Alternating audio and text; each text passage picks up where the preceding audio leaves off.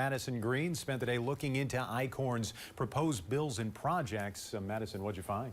Dan, Eichorn was either chief or co-author for more than 100 bills this session and served on 5 different Senate committees ranging from education policy to finance. Several bills he introduced continue a very controversial conversation in the region, the gray wolf. One called for an open season on wolves unless the animal is listed on the federal endangered species list. Another requiring a wolf population count every year across the entire state, not just a specific region.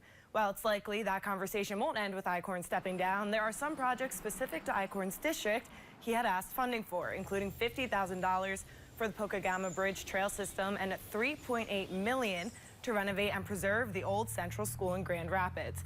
Some of these bills were bipartisan, but on the day he was arrested, 2 he co-authored were introduced that were strictly Republican.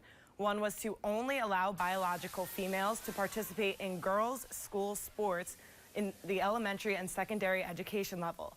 Another was to recognize Trump derangement syndrome as a mental illness.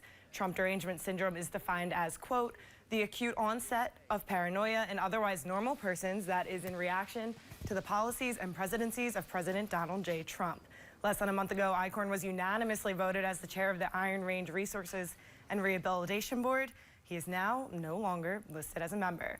Republican Representative Roger Scraba, who represents Ely, was voted as vice chair. We reached out to the IRRR to learn how the seat will be filled and have not heard back yet. Okay, thank you, Madison. And Eichorn was